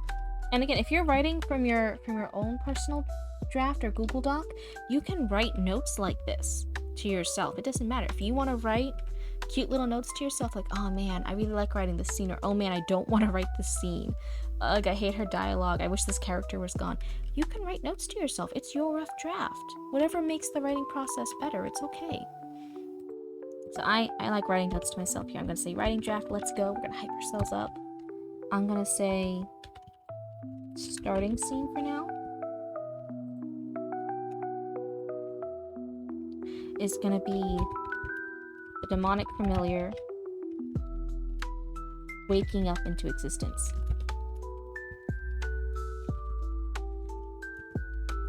He started being alive the moment the future witch is born. I'm gonna say he's so weak he can't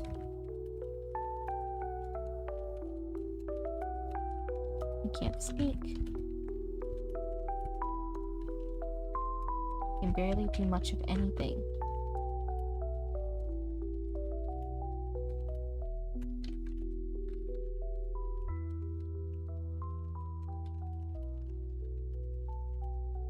For the witch to grow up.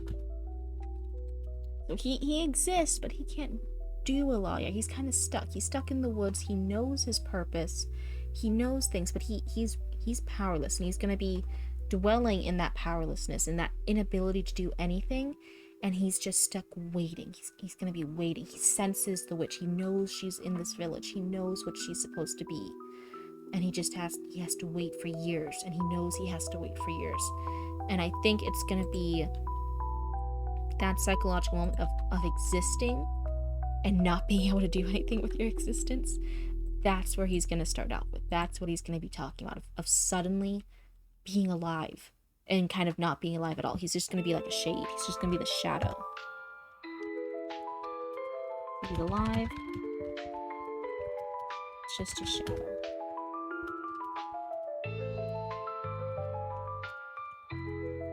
Alright, so that's his theme there that we're going to work with. I think after his thoughts end with that, we're gonna have the time skip. This short story, it's short, so it's gonna cover like 17, 18 years of the young witch. We're gonna have a lot of time skips.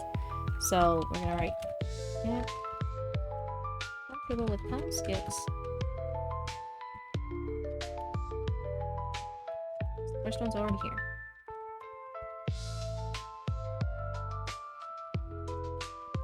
So next scene, and I can refer back to my notes from earlier. If seeing somebody scroll with a Google document bugs you, don't look for the next second because I'm going to be scrolling. Let's see what my notes were. Okay, I had the starting scene. I had our middle scene. We're going to start like 10 years old, and then we'll have younger teens, and then the adult phase. So when she's younger, when she's 10, he's going to be able to start going into her dreams. So let's go ahead and write the next scene.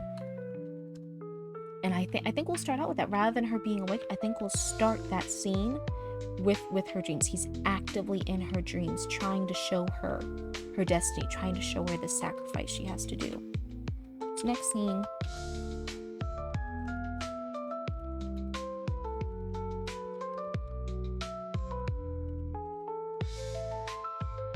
So he's in her dreams.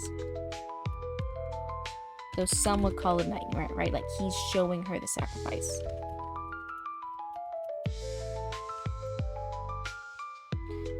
He is showing her images of her killing her baby younger sister.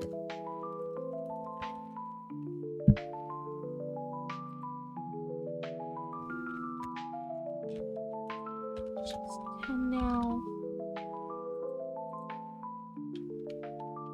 Okay, so we have the age range. He's in her dreams. He's showing her these images, these dark visions. Dark visions and different ways she could do it. And he's going to talk about how every night he's showing her different ways she could do this, right? He's trying to communicate to her, and she's just like, oh my god, I'm having really fucked up dreams. This is crazy, right? That's insane. I can't tell anyone else in the village about this because they'll all burn me, right? They'll think I'm insane now. They'll think I'm a monster. He shows her different method each night, thinking there's just something wrong.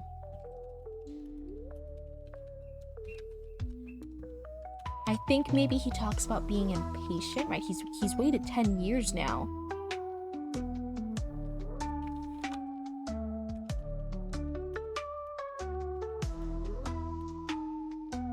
Hold on real quick. Let's see. He's waited 10 years now.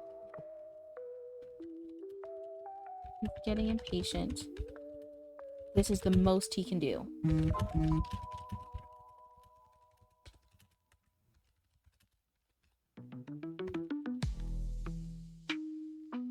Let's go ahead and write that in.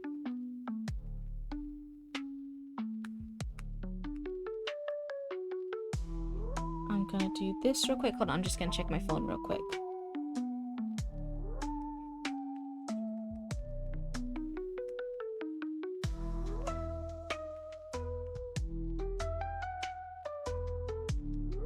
So there we go. So he's there, he's in her dreams. He's constantly, he's getting impatient, but there's nothing to do but be patient, to keep trying to communicate with her. This is a contract she has to do. This is her destiny. But there.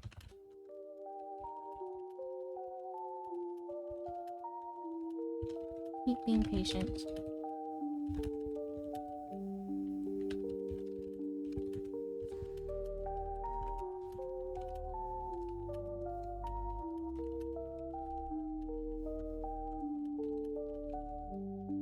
Okay, so that's what we have here.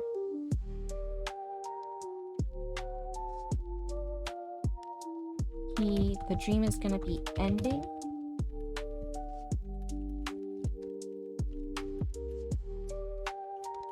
And he knows that she's not gonna do anything about it, right? He knows he hasn't convinced her because he's in her dreams.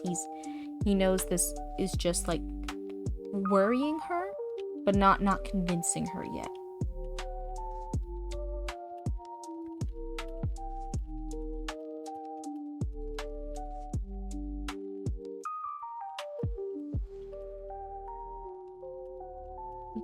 Up soon.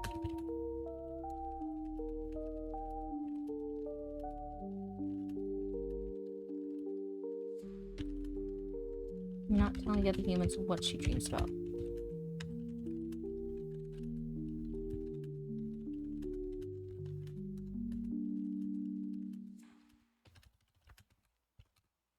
There we go. So that's where I think that scene is gonna end. So we have our opening scene, our starting scene. We now have, okay, she's 10 years old. This is a dream sequence. I think this is gonna be roughly, I think this could be a page or so. What was our original goal? Short story, we were thinking 3 to 5 pages for a short story, right? It's gonna be really short. So I think the starting scene, right, where he's just barely shade, he's a shadow, he's alive, he's not alive. I think that's gonna be roughly 1 page. Right, I think that could pretty comfortably fit in about 1 page worth right there. I think the dream sequence, honestly, I think this could, depending on how we drag it out, depending on how descriptive we get, how much of the dream we're seeing instead of just his thoughts, that's going to be in the 1 to 2 page realm. And it's okay if you don't know how to predict like how much pages or how many paragraphs to dedicate to something. It really comes more with after you do it enough, after you've written enough, you start getting a feeling for how long that would take, how much you want to write about something. Like if your action adventure, right, has to have a quick stop at the grocery store, you might be like, no, it's really boring. I don't want a lot of details about the grocery store. I'll just make that a sentence or two. I'll just reference it, right? You don't want to go into details about it. But like somebody hiding from a serial killer, right, and being like in a small room and trying to hide and make sure the killer doesn't know they're there, that might be multiple pages to build up the suspense, to really feel like, oh god, like, yeah, we're gonna quiet our breathing, we're gonna try and hunch down, we're gonna try and make sure our shadow doesn't peek through the door. It's gonna be all these descriptors. It's gonna be feeling the fear, the panic, trying to strategize about if the killer knows we're there or not. That's gonna take pages, right, to be in that scene, to be in that moment, to react to things. So when you start thinking of scenes, you can, if you have experience, if you get used to it, you can start predicting how much is this going to be. Is this a 1-sentence reference? Is this a full paragraph? Is it multiple paragraphs? Or am I going to drag it out? Is it going to be multiple pages of being in this scene, of being in this setting, of feeling a killer going after me, of feeling a car scene chase, right? Whatever the scene is, you kind of get a reference for how long it's going to be. My model freaking out again, my bad. I don't know why it's so glitchy today. I thought it was really good the other day. Let's try it. Let's try it there. Try it there. Okay. So if we're going for 3 to 5 pages for a short story, this is in the 2 to 3 page already, and we're about halfway through. So that's a pretty good ballpark, like the benchmark. We're following. We're in the ballpark of where we should be. I got those two phrases mixed up. So our next scene, we're gonna have let's reference our plot earlier. We're gonna have her a later middle scene. She's a younger teenager. He has more powers and he's whispering to her from the woods. That's what we wrote here. Right? He has a physical form, but only she can see him. So next scene, I think I'm gonna put him at the edge of the woods. So he is at the edge of the woods. And she is standing in the meadow.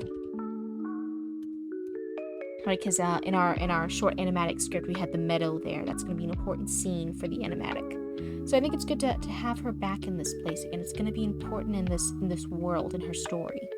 So she's going to be in this spot. She's going to be in the meadow at the edge of the woods. I'm sorry to everyone who keeps seeing my neck break on screen. Oopsie. She's standing at the edge of the woods. And she can see him now.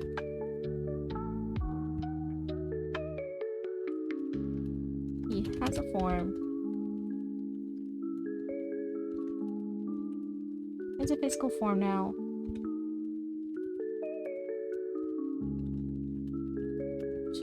Notice him.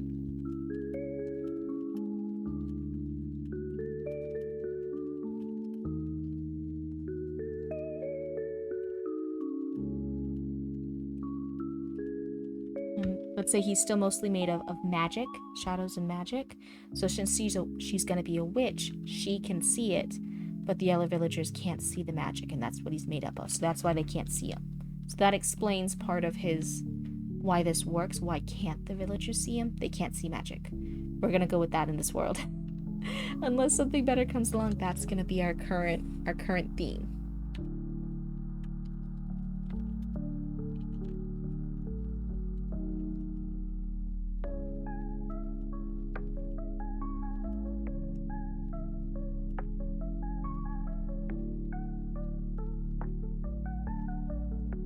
And where it's been a few years now, so she is, what was her age? I think maybe now she could be 15 or so. 15. Let's reference our earlier. Yeah, let's put her at 15. I think that's a pretty good age. It's been another 5 years since he started haunting her dreams, right? 15 now. And no longer scared at the visions he sends her.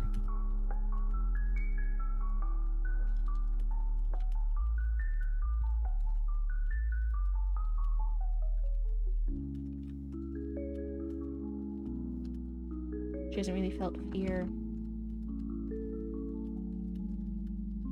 Right, so he's been, if it was a normal person, he would have been tormenting her with these dreams, with these visions of these different plans to sacrifice her younger sister to get these dark powers.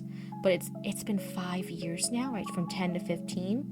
She's desensitized to it. She's seen the worst shit in her dreams every single night. She's not telling the villagers what's going on. She's worried what they'll do. So she's kind of immune to all the scary stuff. But now the big thing is she can see him now. She can see this physical form he's taken in the woods. She can see the monster. So we'll have her. She's gonna wait in the meadow,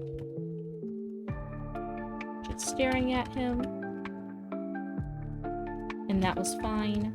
He's learned patience by now, right? So he's spent the last 15 years being forced to wait, to be patient. So now I think he's just used to waiting for stuff. He's not expecting nothing. He's used to waiting.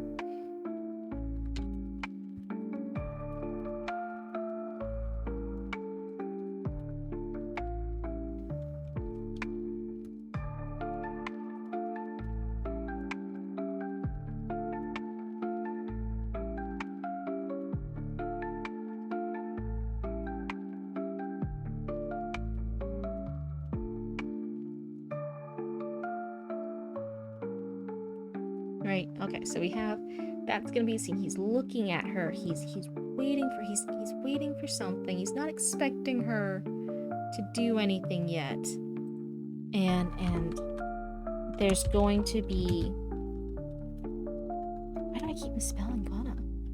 They're all from her mother. That's the other character we see in the animatic, right? We see the older and younger siblings, and we see their mother trying to save them from the monster. There's a call from her mother in the distance.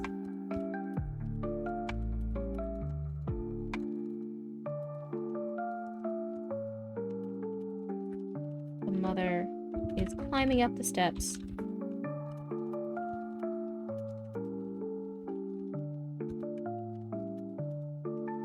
Get her. Right, she's gonna be late for lunch or dinner or something.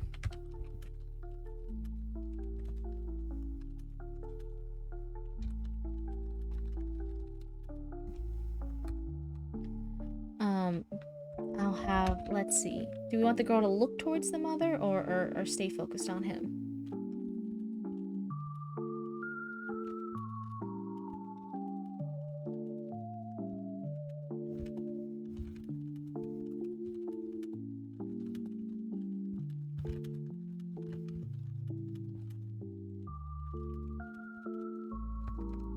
Step.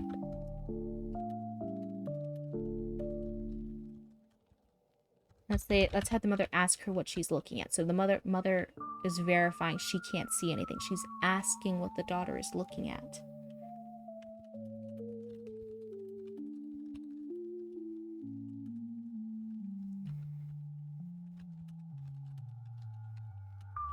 Turns away, follows her mother back to the village.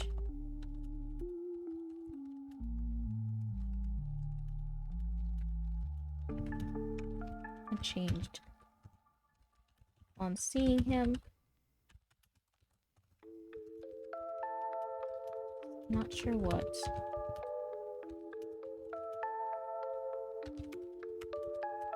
She even knows. So she's been seeing his visions, she's been hearing his whisper, she's been hearing his voice. Now she sees his physical shadow form, this beast luring her, trying to get her to do this stuff. And she's like, okay, maybe I'm just crazy, maybe I'm just evil, right? She's processing this. So she's gonna go back to the village. She's still not saying anything to the mom because the mom can't see the demonic familiar. No one else will see this monster.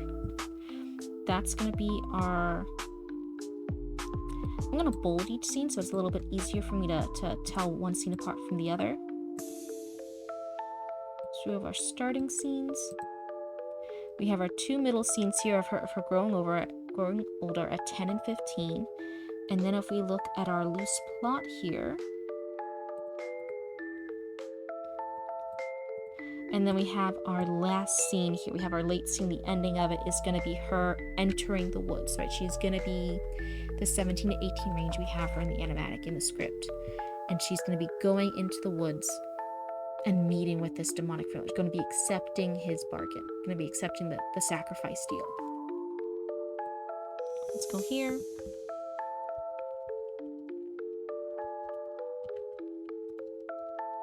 Jeez. There we go. We're gonna bold that. Okay. So we're gonna have the final scene. We're gonna have our future witch is already in the woods, right? I don't want to start the scene. It's boring to see her walking into the woods. I think she should already be there.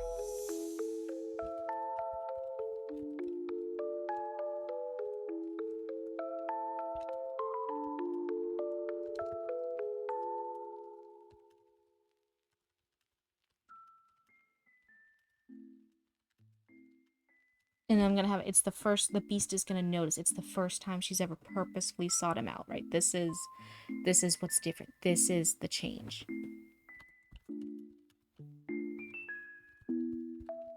Right, she's 17 now. I'm debating.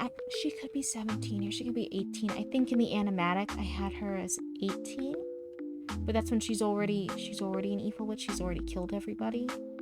So, well, I'll make a note. 17 or 18. We'll go back over our timeline later and nail down the details when we edit later in December, and we'll see which one kind of suits the story better. She's 17 or 18 now.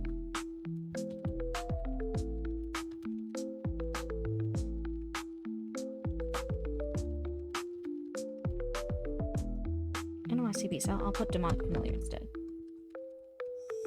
I think if I write Beast, it reminds me of like Beauty and the Beast, and that's not what we're going with here. That's not the vibe. So I think if I put demonic familiar, that lets you know, hey, like this is what it's actually about.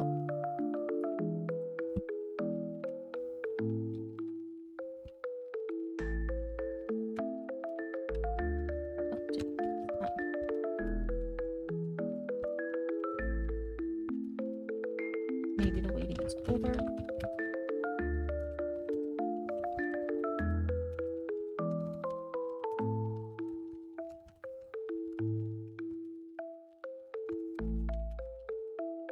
But the demonic familiar mostly only knew waiting, so now that stuff is changing, he's like, whoa, wait. I'm used to not doing anything. I'm used to just waiting. Now stuff is happening. This is too much.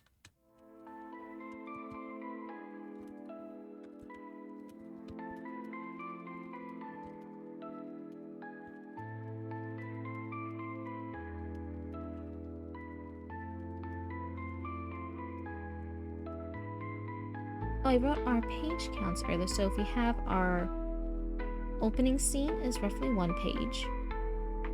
Our dream scene is roughly 1 to 2 pages. Our wood scene of her interacting with her mother.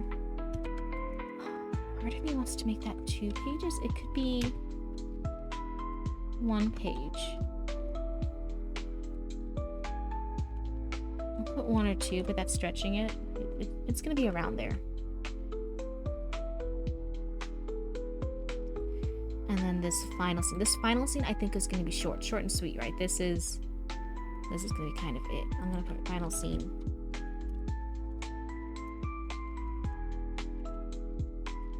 Page. I don't need that part. That's crazy.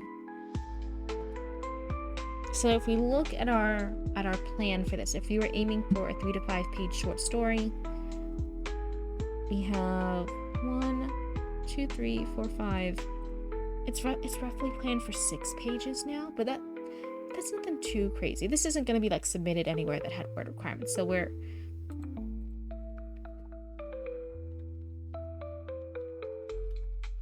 ending estimate 6 pages, so a little over the 3 to 5 page goal.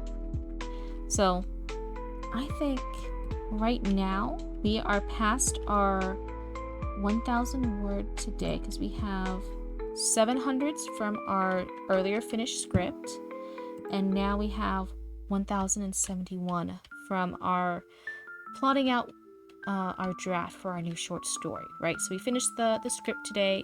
We've plotted out the scenes and the page counts for our short story. And I think that's going to be a pretty good point to leave it at the word count goal, unless anyone has any other topics they want to talk about or anything else they want to do instead. But I think that's pretty good. So far, it's only the second day of our 50k word challenge. We did our plotting and our brainstorming of 8 pages for an animatic. We then have our rough draft of a script for the 2 to 3 minute animatic. And now we have the plot outline for a short story for 6 pages. Is that what it was? Yeah, 6 pages. That's pretty good. I'm feeling really happy with this progress so far. I hope everyone else who is following along feels really good about their progress. But otherwise, I'm going to call it a night. I hope you guys all have a great night too. And thanks for hanging around with me and getting some writing done. Have a good night. Bye.